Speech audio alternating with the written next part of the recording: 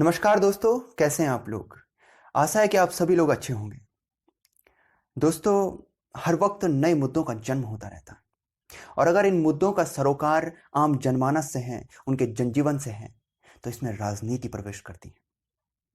हमने पाया है कि जब जब हम अपने सामाजिक सामूहिक समस्याओं को स्वयं हल नहीं कर पाए, उन्हें स्वयं तय नहीं कर पाए, तब हमने लीडर्स को जन्म लेते देखा है और हमने किसी एक को ताकत दी है, हमने एक तंत्र को स्थापित किया है, हमने राजनीति को जन्म दिया है।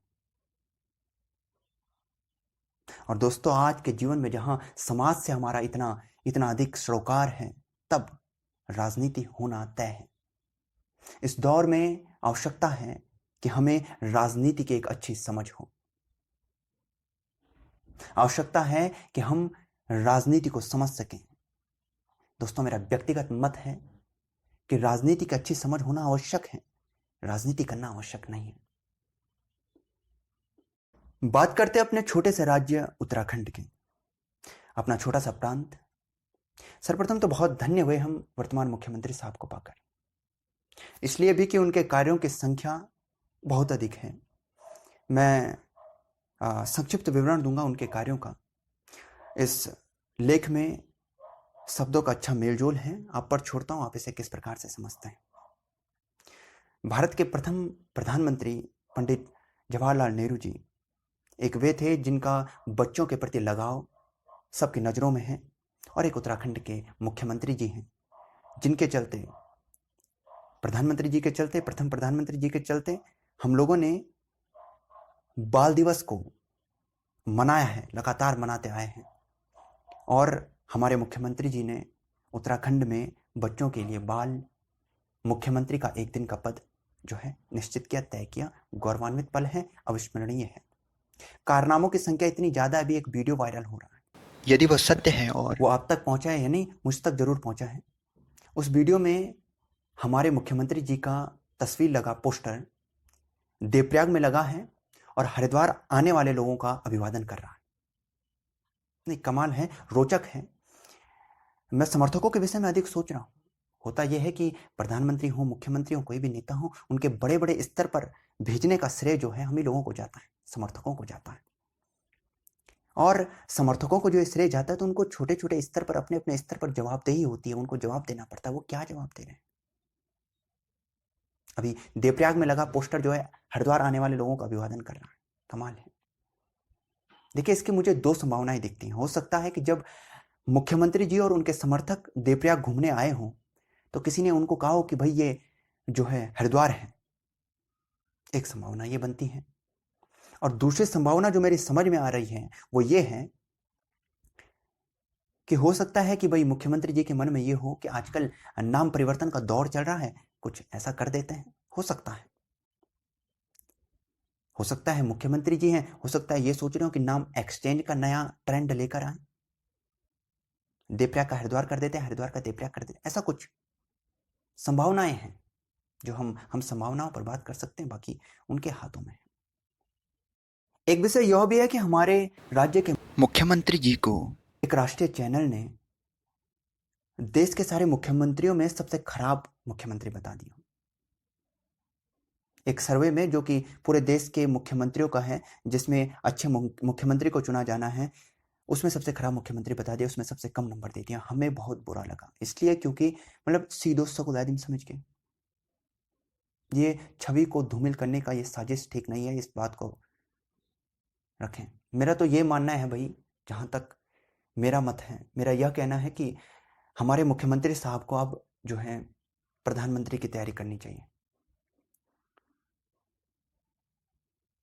हालांकि मैं जानता हूं कि पूरे उत्तराखंड में केवल मैं ही हूं, पूरे देश में मैं ही हूं, पूरे विश्व में मैं ही हूं जो इस बात को कहने का साहस रख रहा है।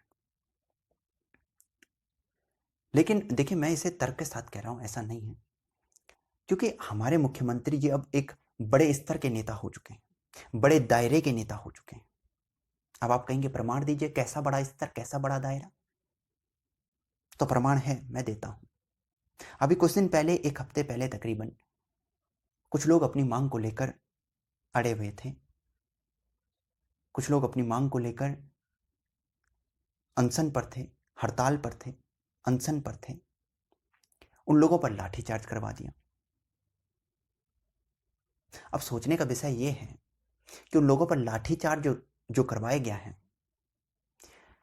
देखिए एक छोटे दायरे के नेता ऐसा काम नहीं करवाते। जो छोटा दायरे में काम करते हैं, जिन्हें वोटर से निगाहें मिलानी होती हैं, वे लोग ऐसा काम नहीं कर सकते हैं।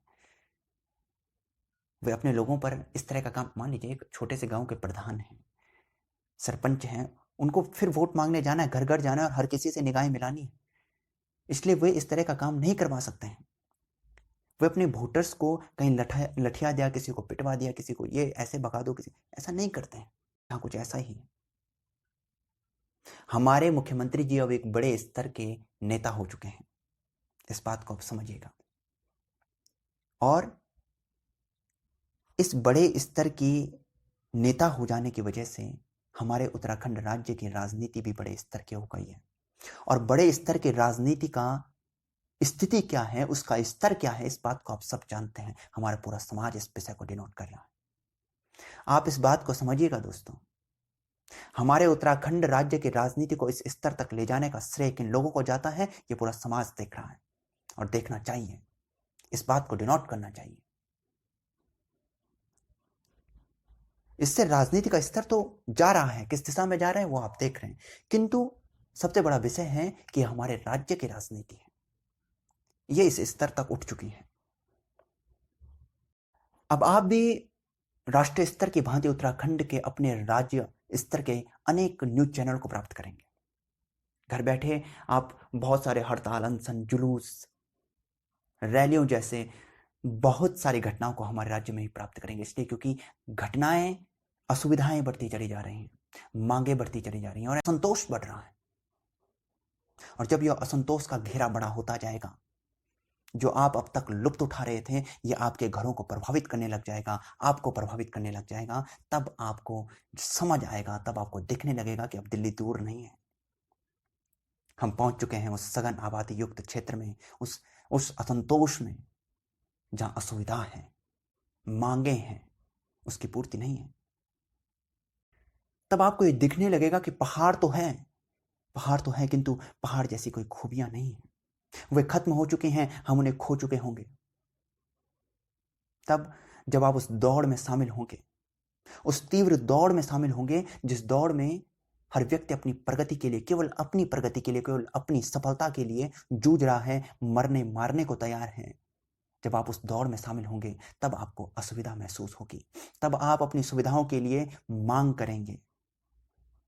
आप जब मांग करेंगे तो आपकी मांगों की पूर्ति नहीं होगी, आप जुलूस करेंगे, आप सड़कों पर उतरेंगे, आप नारेबाजी करेंगे, आप रैलियां निकालेंगे, आप अनशन करेंगे, आप हड़ताल करेंगे और इस दशा में आप पर लाठियां बरसाई जाएंगी। तब आपको यकीन होगा, तब आपको समझ आएगा, तब आपको दिखने लगेगा और आप अपने आप से सवाल करेंगे कि इस स्थिति का जिम्मेदार कौन, इस स्थिति का जिम्मेदार कौन।